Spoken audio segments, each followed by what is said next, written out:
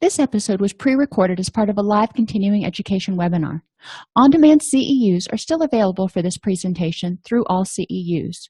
Register at allceus.com/counselor toolbox.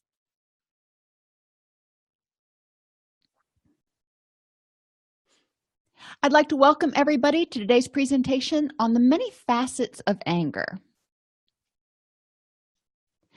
We're going to explore the function of anger and identify the types of threats that may prompt it, and identify different types of anger to include run-of-the-mill anger, irritation, resentment, envy, jealousy, guilt, and regret. One of the things that I've found over the years working with clients is when we start talking about some of these different feelings, they feel like they're different animals, totally different animals, and not related. So helping them see how they may be different forms of anger and maybe different levels of anger. So irritation is a lower level of anger than rage, obviously, can help them kind of start understanding how things relate, and they might start seeing the ability to generalize some of their interventions for regular old anger to some of these other emotions. Anger is a part of the fight or flight reaction, which is the brain's natural response to a perceived threat.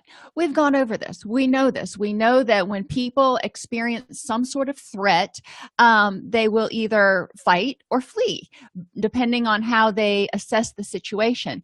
Now, sometimes, think about a cat backed in a corner. The cat may not think that it can beat you up. It's 5 pounds and you're 150, but it realizes that it needs to do something because it's trapped in that corner, so it's going to fight to get out. It's a survival mechanism. So we want to make sure people understand that it's normal. We don't want to not ever feel anger, because that's not realistic. That's not a realistic goal to have. We're going to feel it. We're going to experience it. It is an automatic sort of emotional reaction when our body or our brain perceives a threat. It's what we do with it that can make it helpful or harmful. Anger generally pushes away or helps you dominate a threat. So, when you're in an anger situation, what are you trying to push away, or get power over? What types of threats are we talking about, though? Well, there's the obvious type of threat where you're threatened with physical harm. You can get angry at somebody because they bumped into you. Whether you should get angry about them just bumping into you on accident or not is a whole different topic. But you can get angry if there is physical harm. If somebody hits you, you might get angry. If somebody cuts you off in traffic and you have to slam on your brakes and you risk, you think, well, I could have been killed. Well, you might be angry because there was this perception, that you might experience physical harm. There's also threats to your property, damage to your stuff, and some people are more attached to their stuff than other people, whether it's somebody spilling coffee on your shirt or somebody going by and playing whatever that game is where they take a baseball bat and they hit your mailbox, or whatever the case may be. When people's property gets damaged, they tend to get upset. Now, like I said, depending on the person, there's probably different levels of anger that go along with that, and depending maybe on how you interpret the situation, whether you interpret it as being purposeful, going along and swatting at mailboxes with a baseball bat, that's clearly intentional. If somebody accidentally spills coffee on your shirt, you may not get as irritated. But there's also situational aspects we need to consider. And we're going to talk about all this. But think about if somebody spilled coffee on you and it was the end of the day, you were getting ready to go home. You're like, what? It's irritating, but whatever. Not a big deal. I'm going home after this. Versus somebody spills coffee on you and it's the end of the day, but you've got one more meeting that you've got to go to, and you're going to end up walking in there with a stain on you. I remember when my son was little, the poor thing, he had gastric reflux really bad, but the child puked all the time. And I just got used to having, somebody going, you missed a spot. I'm like, sorry, and I started keeping extra shirts at the office because I knew that I was probably going to get to the office and realize I missed a spot. So we're going to talk about different ways to handle these threats, because I could have gotten to the office and realized I missed a spot and gotten angry about it, but what good would that do? The final threat category, if you will, are threats to your self-esteem or self-concept. If somebody does something that hurts your feelings, maybe they stand you up or they cancel plans at the last minute, that may make you angry or at least irritated. And so you want to ask yourself, what was the threat? Why did I feel threatened? Because they canceled plans, because I was out of control of the situation. I wasn't able to control and make that person do what I wanted them to do, because it felt like it was a rejection. Maybe so. So we want to look at what was the threat. You can also get angry if somebody makes you question your goodness as a person. They criticize you, and it makes you angry when they criticize you, and you're looking introspectively going, I wonder if they're right. I wonder if I really suck as a person. Or another threat to your self-esteem or self-concept could make you concerned that other people will think poorly of you. If somebody criticizes you or tells you that you're not good at something, then you might get angry. You might feel self-conscious because you're going to think that other people might think poorly of you and therefore reject you, or you won't have control over how they think about you, and you want them to like you, and this may mean they won't like you. So we want to look at all the different kind of permutations, if you will, that threats can come in. The origin of threats generally come from three places: things that other people do or don't do. We can get angry at ourselves for things that we do or don't do too, but internal critic, old tapes, or others from the past. So if you do something and you get angry at yourself, sometimes it's in the present, but a lot of times it's that internal critic going, you're such an idiot, why did you do that? So we want to look at, where's this anger coming from? Why are you angry at yourself, or why are you angry at other people? And your conscience, like I said, you can get angry at yourself. You can have guilt and regret for things that you do. You're not going to envy yourself, I hope. But so looking at, where is this anger coming from that you're experiencing right now? Themes. And we've talked about these threat themes before, but we're going to go over them real quickly. Rejection and isolation. Most of us don't like to be rejected. Most people are accepting of the fact that you're not going to be liked by everybody, but a lot of our clients have difficulty because they don't like themselves. They look for external validation.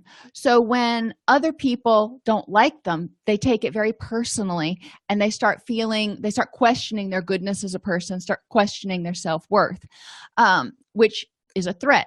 So if they feel like they may be rejected or they're unworthy, that's a threat. If they fear loss of control or the unknown, if this person rejects me, or if I'm not good at this, what's going to happen? If they can't control another person's behavior, if I can't control my spouse or my boyfriend or my whomever, then they may leave me. And if they leave me, then I won't be able to survive. Death and loss.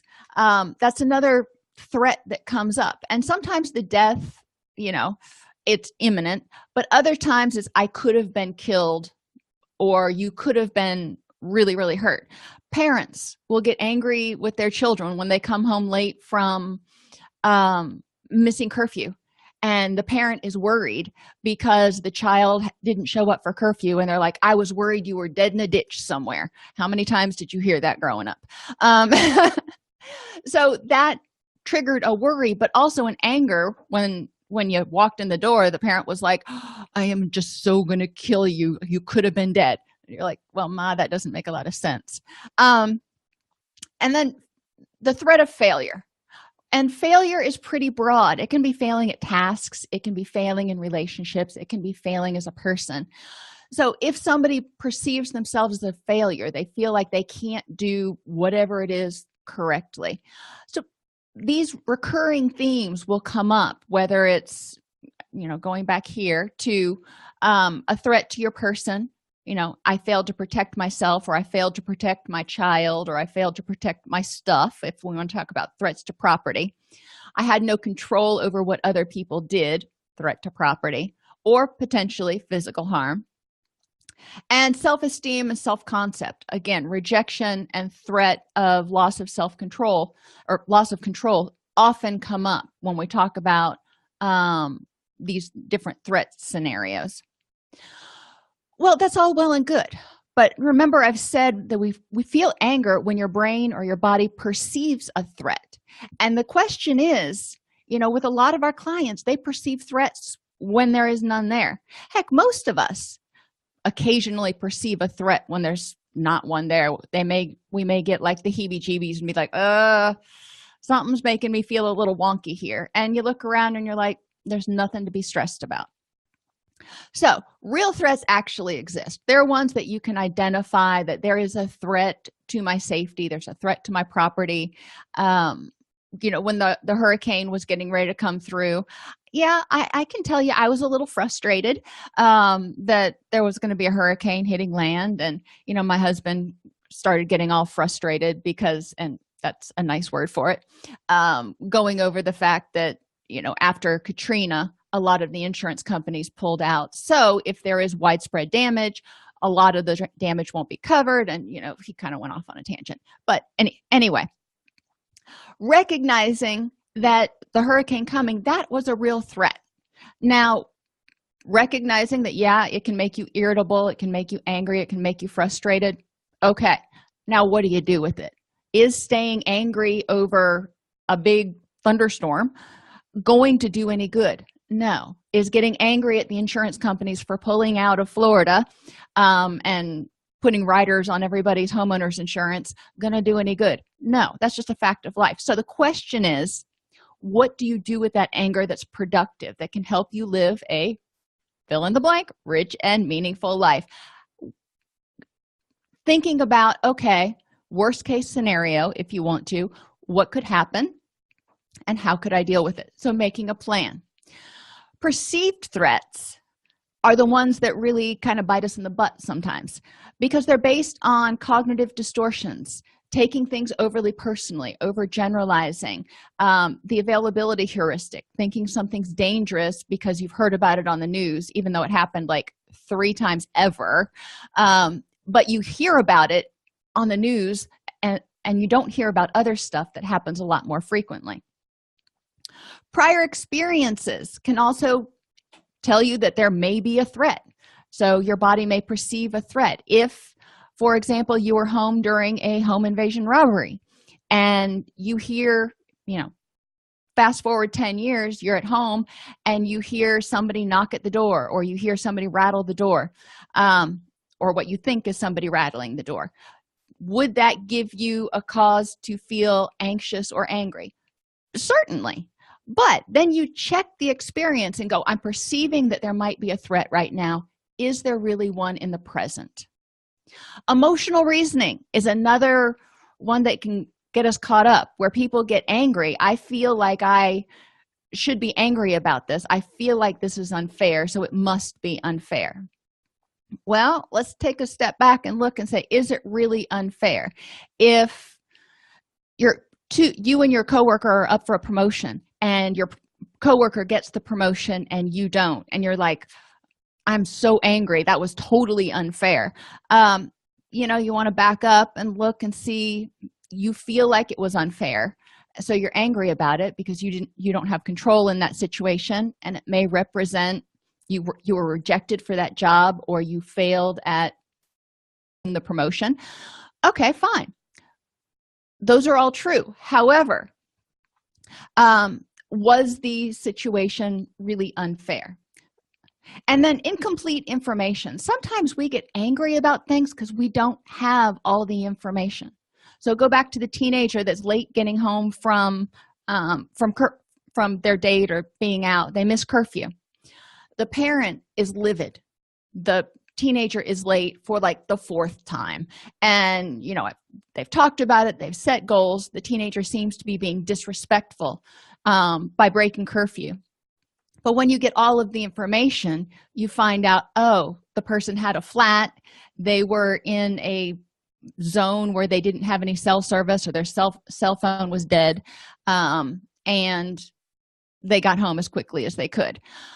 Does it make the anger completely go away? Probably not. There's also looking at, well, how can we plan so that doesn't happen again? But the initial anger that was brought on by the threat that the child might be in great peril was probably not accurate. So making sure you have all the information to judge the situation and decide, is this worth me getting angry over and doing something about? So you have this anger feeling, and we all know what it feels like when we have that flush of anger, and then you got to stop and you got to check it. So encourage clients to think, how do you handle threats to your person or property? When somebody starts messing with your stuff or messing with you, how do you handle that? What do you normally do? And this can create quite a lively discussion in group. And how do you handle threats to your self-esteem? Some people will bow up and be oppositional and caustic. Other people will kind of shrink and feel less than and start feeling bad about themselves and get depressed. So we want to have people examine, think about a time when somebody you felt threatened as a person. You felt like you were in an unsafe situation and you got angry. You felt like somebody made you be in an unsafe situation. How did you handle that? And was it effective? Think about a time when you got angry because somebody damaged or was threatening to take away your property. How do you handle that? And I don't know about you, but I get really upset when I see, and probably shouldn't, but I do, when I see there are fraudulent charges on my credit card or whatever. Partly because it's annoying because I have to have my credit card replaced and everything. But that's sort of a threat to property. And do I get annoyed and irritated? Yes. Was it a threat to my property? Yeah. I didn't have control over the situation, and I felt powerless when somebody gets my credit card information. But thankfully, the credit card companies are good about handling that and dealing with it, and you can move on. So you've got to think about, do you get angry about it and start ranting and raving and using a whole bunch of energy talking to other people about how unfair and unjust and awful it was? Or do you just take a breath and go, really, this again?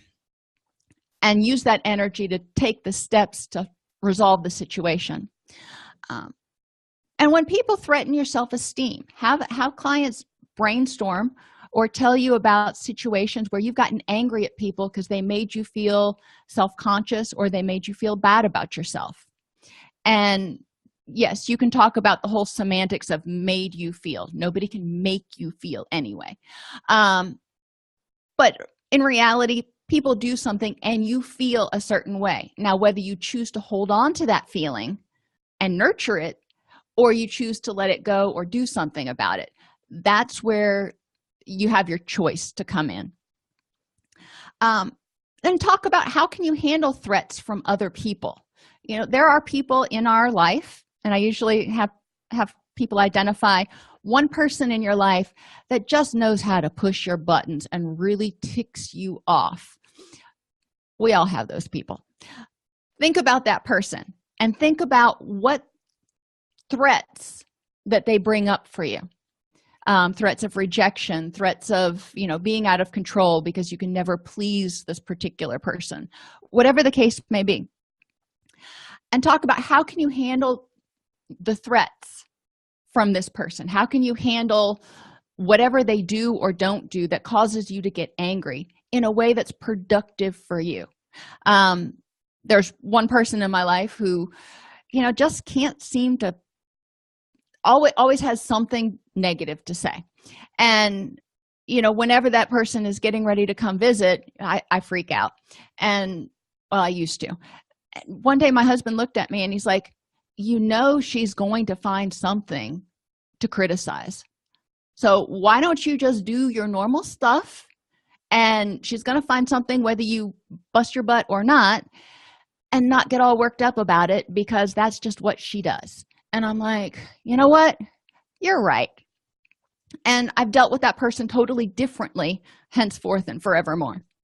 So encourage clients to identify those trigger people in their life, look at kind of what they do that pushes their buttons, and say, how can you deal with it in a way that is more healthy and helpful for you? Because and where, if you want to go there, where is this behavior coming from for them? Why do they feel the need to push your buttons? Or do they even know that they're doing it? Maybe that's just how they are. One of my relatives typically is very critical and very harsh about things. And, well, it's easier. My mother-in-law doesn't have a mean word to say to anybody. And this particular relative, whenever they visit, just always has something critical to say about my mother-in-law. And bless her heart, so if I were her, I would have to think of, how am I going to handle it when this relative comes over and is going to be critical and nasty to me. Then we start talking about your internal critic. And this is the voice inside your head that says, you're a screw up, you suck, you're a failure, you're going to be rejected, I don't even like you, and I live in your own head. And when we start talking about that in therapy, clients start looking at me going, oh yeah, I guess I do have one of those. I'm like, yeah, so how do we handle that internal critic? Sometimes it's easy as telling that internal voice to just shut up. And I encourage clients to dialogue with it a little bit, but also to understand where it comes from, that it comes from something in the past, someone in the past. And if their opinion is still or their words are still affecting you, then that may be an issue you need to resolve, because maybe it represents an incident or incidents when they rejected you. A lot of times people will have a parent or a relative who was very critical and always told them that they didn't belong, they were the black sheep of the family, yada yada yada, you're never going to succeed. So people will internalize that message, and even in the present day, when they're not involved with that critical person, they still hear that voice going, you're a screw up. Helping people identify that voice, and so it's not just something vague in the background that's causing you anxiety. You hear it and you respond to it and you tell it to go away. But also addressing that issue. Was that person critical because they were trying to be hurtful and hateful? Was that person doing the best they could do? Did it have more to do with their jealousy and envy? We can explore those issues, because the internal critic can also come from peers from long ago. And your conscience. How do you handle threats from your conscience? Self-anger. Sometimes we do things and we get angry at ourselves, and we know we shouldn't have done it. Okay, so how do you handle that? Do you continue to beat yourself up for it, which probably doesn't do any good? Or do you learn from it and forgive yourself, which sounds very easy to say, much, much harder to do. And we want to talk with clients about, how can you learn from your mistakes and forgive yourself? And what's the benefit to holding on to this anger, guilt, or regret? Anger is a generic term that describes the fight reaction in response to a threat, and comes on when you feel like you can conquer the threat, or you don't see any options for escape. And I gave the cat in the corner example earlier. You can also think about high school. You're kind of trapped in that same high school with that same cohort for 4 years. You can't escape. So sometimes people will get angry and lash out instead of trying to escape. Anger happens on a continuum ranging from mild irritation to rage. So yeah, we kind of get that. The level of anger experienced is usually in proportion to the immediate threat.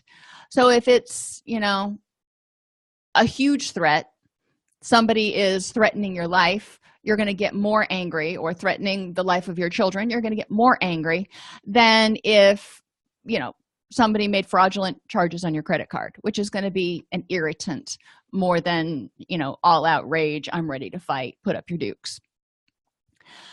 It can also be the cumulative effect of multiple threats. So if you have a lot of little threats, again, think about those days you've had bad days, and this has gone wrong and that has gone wrong, and this person was incompetent and they didn't do what they were supposed to do, and this person didn't turn in their notes, and it was just mistake after mistake after mistake, which each one got you a little bit more irritated, and then finally somebody makes a mistake and you rip their head off, which is not the best way to handle it, don't get me wrong, but it happens. Let's be realistic here. Or you get snappy with them, we'll say that. It sounds a little bit better. You want to look at, where did that come from? Did you react with a 10 to something that should have been a 2? And if so, why? And sometimes it's not just that day. We've all worked with couples where one person just all of a sudden freaks out one day, and you're like, well, and the partner is like, well, I don't even know where that came from. She gets furious over the most mundane things. And then we start talking about, what are you angry about? And there's this litany of done me wrongs that is 17 pages long. And the partner has been pushing it down and stuffing it and dwelling on it and, marinating on it. So all of a sudden, this one thing that broke the camel's back, think about an old-fashioned pressure cooker. When it gets too hot, it blows off steam. If you can't blow off steam because it's, the vent is closed or whatever, pushing it down, what happens? The top blows off and it explodes and takes out your cabinets. So that's a bad thing. But that's what happens with anger when we perpetually stuff it a lot of times. Many times, and this is important for clients to understand, that when people feel angry, underneath they also have a sense of helplessness or disempowerment. So again, look at the threat. You felt threatened, you were out of control, felt rejection. All of that kind of comes back to helplessness and disempowerment. So what is the opposite of that? To deal with anger and helplessness and disempowerment, we want to look for, how can you empower yourself to take charge of this situation or how you're reacting to the situation?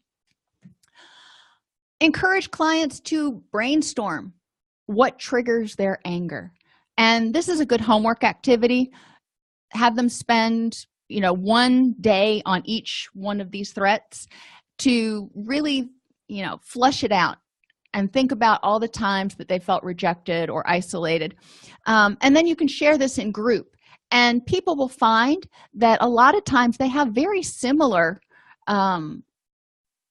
triggers for their anger. And when we start looking at it, we start examining, well, when somebody is rude to you, it makes you angry. You feel like you didn't have control over how they behaved towards you, and you felt sort of rejected.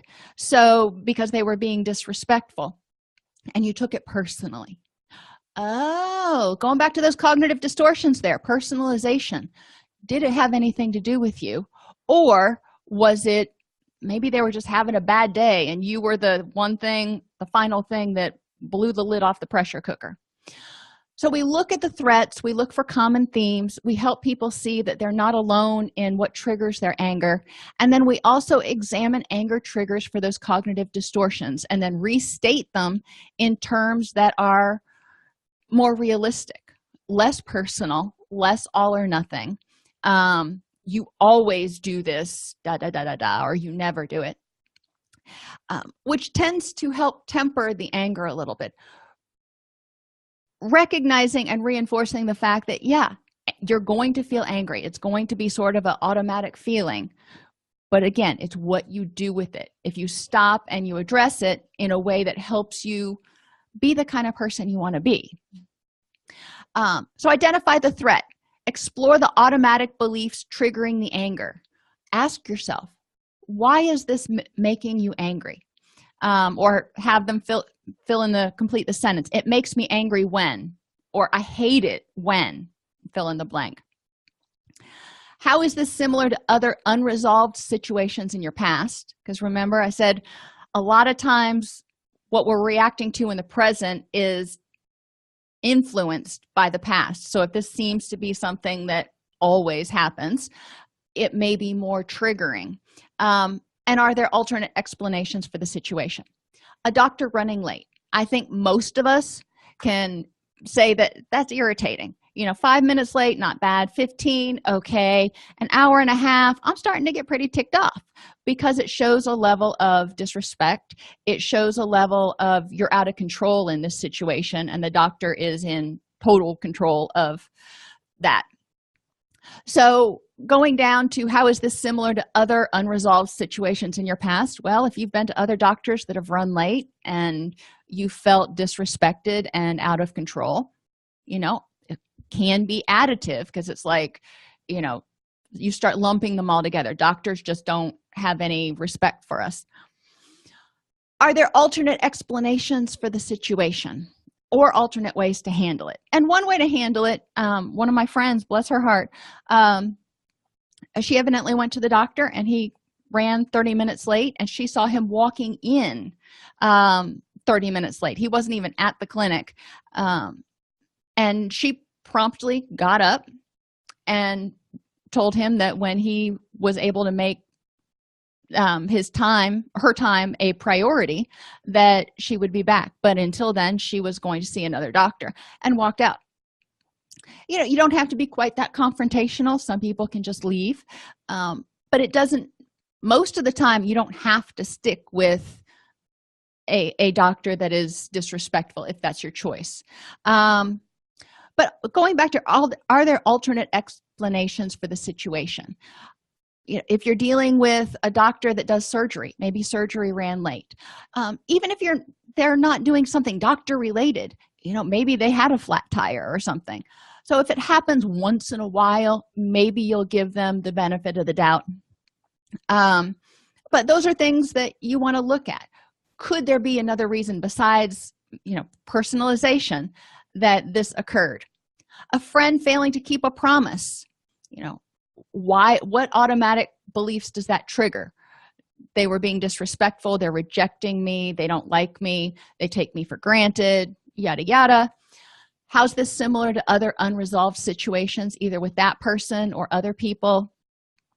And are there alternate explanations? If the friend failed to keep the promise, did they give you an explanation for why? Could there be other explanations for why they're not keeping that promise?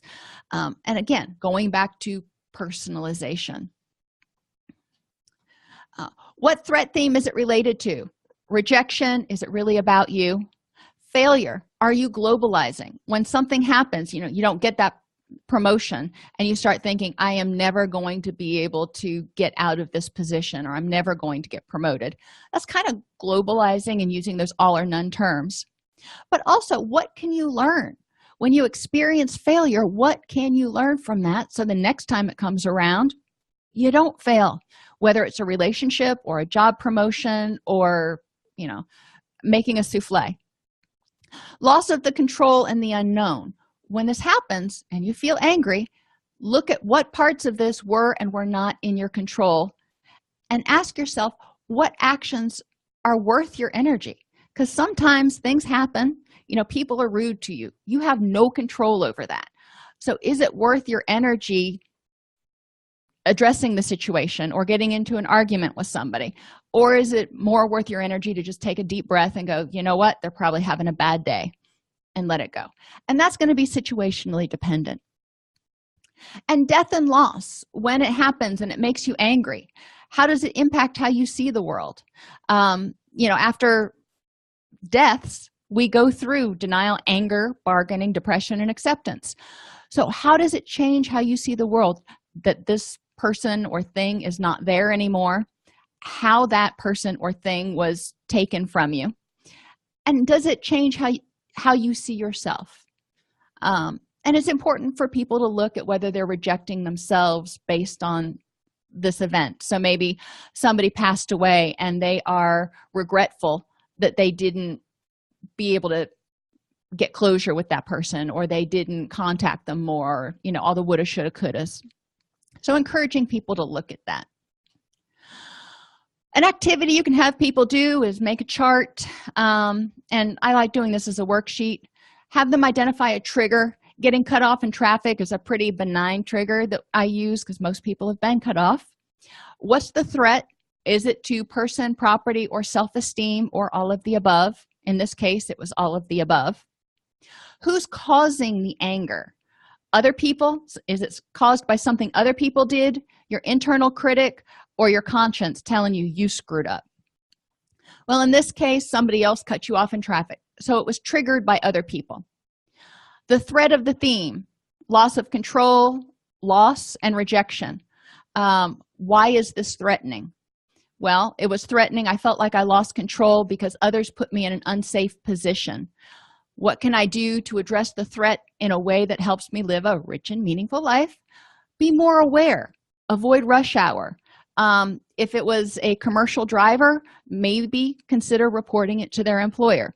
I rarely do that, but every once in a while somebody's egregious enough that I do. Rejection, because the person who cut you off was being disrespectful. What can I do to address the threat in a meaningful way? Sometimes it's just letting it go because it's not worth my energy and all my, happy chemicals, as my daughter would say, to engage. That person's probably having a bad day. I'm just going to let it go. In the case of getting cut off in traffic, driving up next to them, not going to do anything. Getting out and having an argument with them, probably going to put you in more danger. So cut off in traffic, best option is usually to let it go, even if they were intentionally being disrespectful. Resentment is anger directed at others for things that either did and shouldn't have done, or didn't do and should have. So, we brainstorm for a while when I do groups on what's the impact of holding on to resentments, the emotional impact. How does it affect your level of happiness by holding on to these resentments towards your family, towards your friends, towards the system, towards whomever? Mentally, what's the impact of holding on to resentments? How does it affect the way you think about the world, the way you think about the goodness of people, the way you expect things to happen?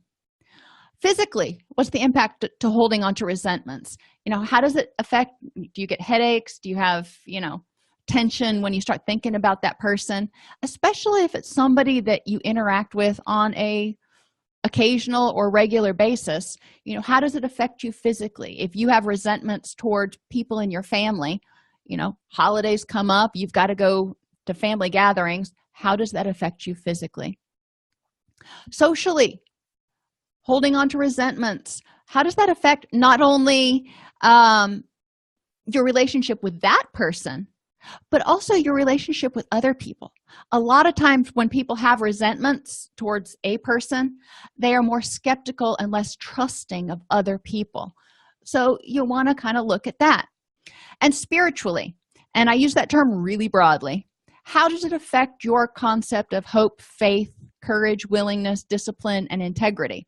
If you consider yourself a compassionate, giving, forgiving person, and but you're holding on to resentments and holding on to this anger, that's kind of counterintuitive with integrity. It's keeping you from being the person you want to be. But encouraging them to really brainstorm how it's impacting them and their lives. Many times underlying resentments are hurt feelings. So like, you invited Jane to the party and not me, so I resent the fact that you did that. I resent the fact that you got the promotion and I didn't. So we want to go to that personalization. Why did it hurt your feelings? Why did it make you feel bad about yourself? And rejection, failure, what themes are there? And I try to keep it to those basic, 4 or 5 basic themes. So it's a little bit easier for clients to kind of categorize and start implementing interventions.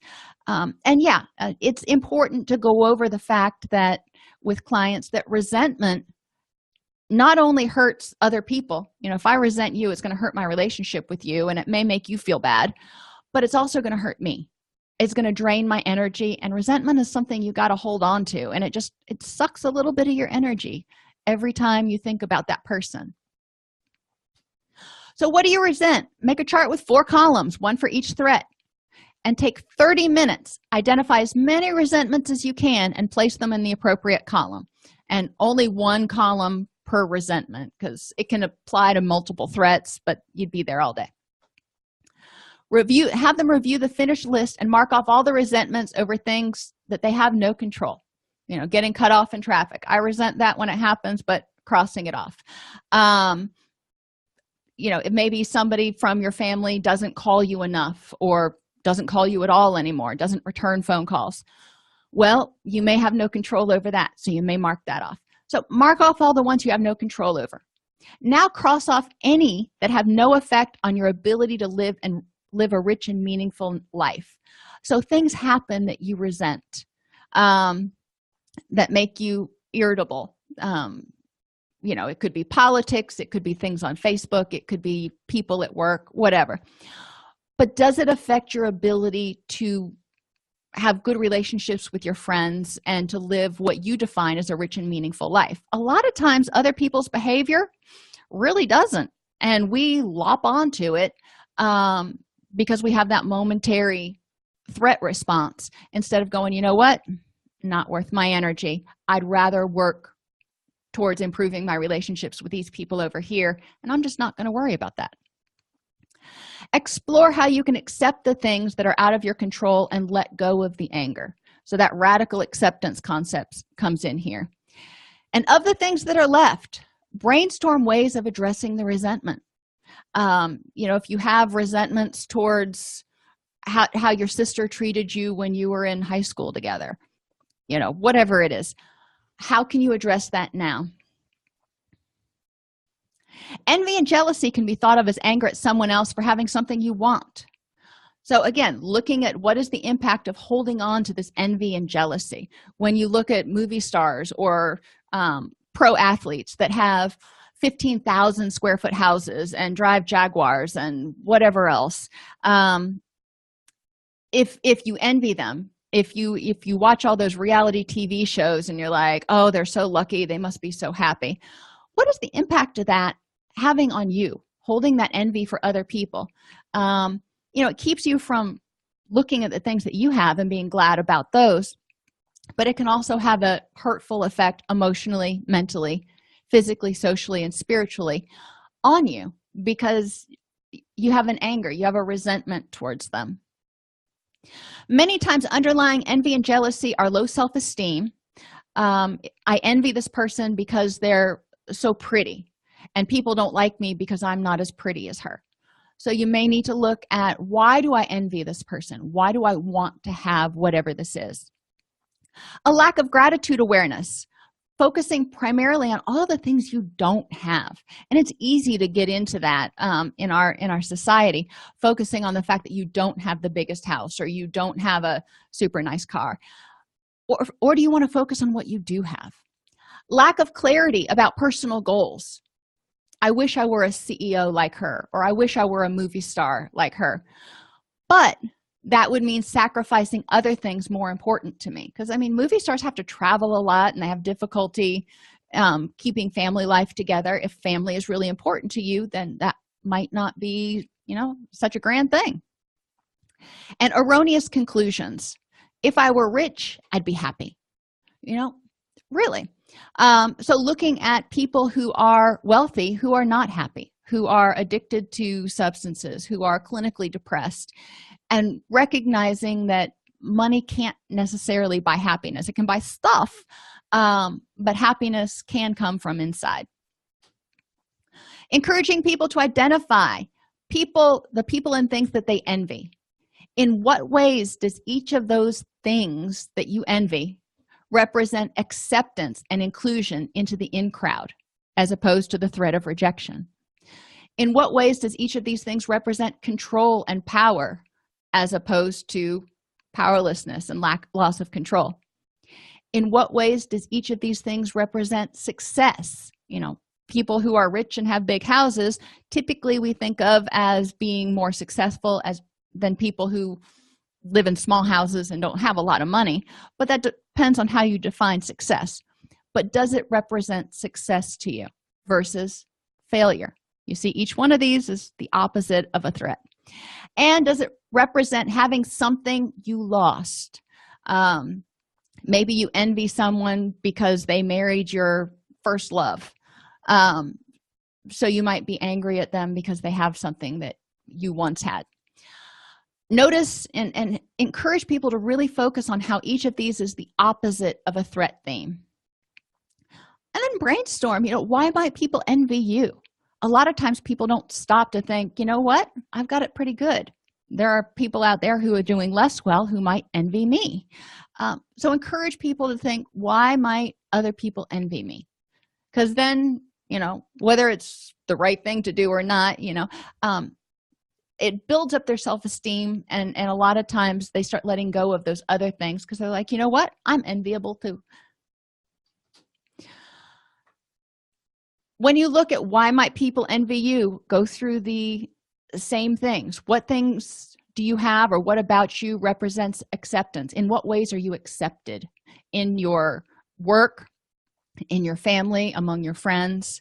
In what ways do you have control and power in your life? What do you have control over? What things give you power? How are you successful? Let's talk about all your successes. And in what ways do people envy you? Because you have something that someone else lost. And that may be a little cruel, but it helps people take stock of all the things they do have. But if they can't come up with anything, then the question arises, what does it mean if people don't envy you? And to some clients, it means that they're rejected, that they don't have any power or control, and that they failed in life because people should envy them. We all know people who need to be the center of attention and almost need to be envied. And a lot of that, when you look at it, often is a show for low self-esteem. They want people to tell them that they're worthwhile, that they're successful. So we want to look back at, if you need to be envied, why? Why do you need other people to tell you that you are awesome and they want to be like you, instead of being able to look in the mirror and go, you know what? I'm pretty awesome anyway. There's a song that was popular a while back called The Middle, and I encourage you to listen to it. And it's especially applicable to like teenagers and 20-somethings. It's kind of poppy sort of music, but it's called The Middle, and it's a really good song that helps people focus on being appreciative for what they have and recognizing that you're only partly on the way. Things are going to change. Things can get better. Identify 3 people you respect and or love but don't envy. So there are people in your life that you may not envy, and that's a paradigm shift to help people see that you can be lovable, but you don't have to be enviable. Is it possible to respect and love someone and not want to be like them or have what they have? And this is another one of those philosophical questions that I like to end group with, a philosophical question sometimes, and then we talk about it when they come back. Guilt and regret are anger directed at yourself for things you either did and shouldn't have, or didn't do and should have, like, keeping in touch with a friend, or I don't know. Anger represents your mind's way of identifying a threat and getting you to do something. So in what way is holding on to guilt and regret an effective response to the threat? If you feel guilty that you didn't make your kids' band recital, all right, so you're angry at yourself for something you should have done that you didn't do. How is holding on to guilt and regret about that an effective response? How is it going to help your relationships? preventing you from effectively responding to the threat. So instead of saying, okay, how can I make sure this doesn't happen again, just being angry at yourself for not showing up and not being at the recital can often distract you and keep you from cognitively being able to get into your wise mind and say, what do I need to do so this doesn't happen again? Encourage people to take 30 minutes and identify as many regrets as they can. So, you got a lot of resentments and regrets here. These, over the course of multiple groups, is generally when I do these activities. Review the finished list and mark off all the guilt and regret over things which you have no control. We keep coming back to that theme, making sure people realize what they do and don't have control over. For example, feeling guilty because the house was destroyed in a fire. That is a devastating loss, no doubt. However, feeling guilty about it, you probably didn't cause it. So what do you do about it? Is holding on to guilt going to do you any good? Did you have control over it? Now, you can look at it and go, what can I do to prevent this from happening in the future? There may be some things, but there may not be. So marking off anything that you didn't have control over. Cross off anything that have no effect on your ability to live a rich and meaningful life. I feel guilty sometimes, or regretful that I didn't follow certain advice that my parents gave me. And I think we all have those. We look back and go, yeah, Ma, you were actually pretty smart. We can't change that. But does it affect your ability in the present to live a rich and meaningful life? If not, cross it off. So can stop feeling regretful about that. Explore how you can accept these things and let go of the anger at yourself for not doing whatever it was, or for doing whatever it was. And of the things that are left, these guilt and regret triggers that you still have, that you have control over, and that impact your ability to live a rich and meaningful life, how can you start addressing them? What can you do? And consider addressing one each day. I usually have clients write them on index cards. It's a little wasteful, but and put them in a bucket or in a basket and draw out one each day and work on it. And sometimes it's one each week. It depends on the client. But that can help them start whittling away at their guilt, regret, and resentments, and start lightening the load, lightening what they carry with them. Forgiveness is a power move, and this is a really interesting concept for a lot of people. It allows people to choose to stop giving their power to something or someone else. If I am angry at Sam, and every time I see Sam, I get angry, I'm letting him control me. I'm letting him trigger me. I'm giving him my power. I'm saying, here, you can make me angry. Now, forgiveness is my ability to accept what happened. I don't have to like it. I don't have to say it was okay, but I accept it happened and choose not to give Sam my power every time I see him. And I say, you know what? I forgive you for that. I'm going to learn from it. I'm not going to make that mistake again with you, but I am not going to let you have my power and drain all my energy, muck up my happy chemicals. Forgiveness means accepting reality as it is and choosing to learn from the experience and use your energy for things that are more meaningful. So now when I see Sam, again, I learned from that mistake, not going to trust that again. However, instead of getting all upset over something that happened in the past that I can't control, I have that energy left because I've forgiven him, I've forgiven the situation. I have that energy left to nurture another relationship or do something positive. Anger exists on a continuum. It's a response to a real or perceived threat designed to get you to do something. And one of the first things we need to have clients do is differentiate real threats from perceived threats. If it's not a threat in the present moment, if it's something that you're reacting to from your past, it reminds you of a situation from your past. Okay, that's a perceived threat. Are you in danger? Is your self-esteem in danger? Is your self-concept in danger right now? The intensity of the response often represents the level of the threat. So irritation is going to be, it was a little threatening, it was mildly irritating, to rageful. Many times threats are perceived based on prior learning experiences that trigger memories or critical self-talk. So when you're getting constructive feedback from your boss and you hear that critical voice in the back of your head coming from your past saying, see, I told you you couldn't do this right, it can trigger anger. It can trigger you to start reacting defensively in the current situation. So encouraging people to remember that their past does affect them. It doesn't have to negatively impact them. They can say, you know, that's the past, but they do need to be aware of when their past is kind of poking at them. By knowing what is important and meaningful in your life, you can more effectively identify what things actually present a threat and respond more effectively.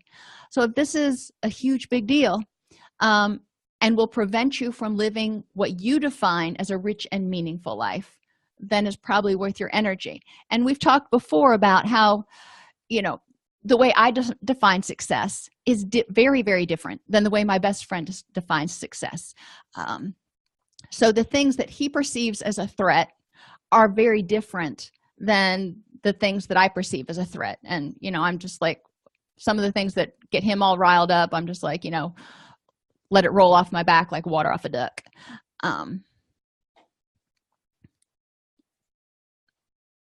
Are there any questions? And while you're thinking, one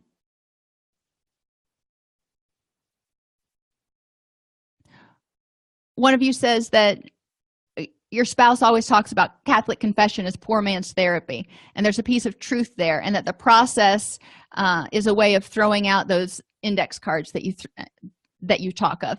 And yeah, if you are a spiritual person, being able to accept, you know, especially guilt and regret, being able to accept forgiveness from your higher power is definitely a way of getting over that. And you know, for some of those things that you have no control over, in substance abuse treatment, we use something called a God box.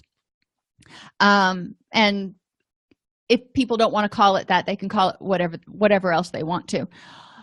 But we encourage people to take things they have no control over and write them down and put them in that box, their God box. And if they believe in a higher power, a God of their understanding, then cool.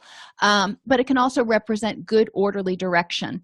And if you take something that you have no control over and you put it in that box, and you know it's there now, you're not going to deal with it anymore, that helps you free up your energy so you can move towards those goals that are most important to you. So confession can be good, writing in a diary can be good, any way you can find to give yourself, you know, acceptance, forgiveness, and, if you will, absolution. Let's see. Okay, so the song The Middle is by Jimmy Eat World. It is, yeah, it's a really upbeat song, so I encourage you. It's on Amazon Prime. I listen to it when I run. But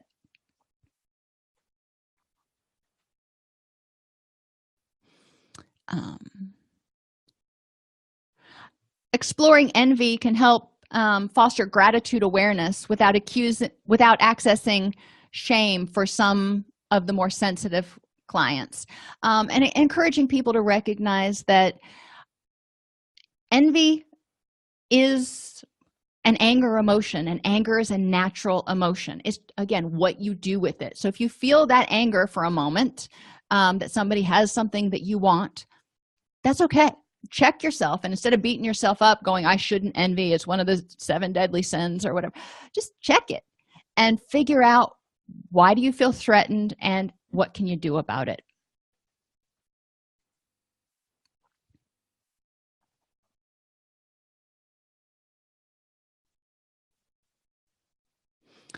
Thank you for that suggestion about Futures, which is another song by Jimmy Eats World. I will look into it. Thank you. Alrighty, everybody, have an awesome day, and I will see you on Thursday. If If you enjoy this podcast, please like and subscribe either in your podcast player or on YouTube. You can attend and participate in our live webinars with Dr. Snipes by subscribing at allceus.com/counselor toolbox. This episode has been brought to you in part by allceus.com, providing 24/7 multimedia continuing education and pre-certification training to counselors, therapists, and nurses since 2006. Use coupon code Counselor Toolbox to get a 20% discount off your order this month.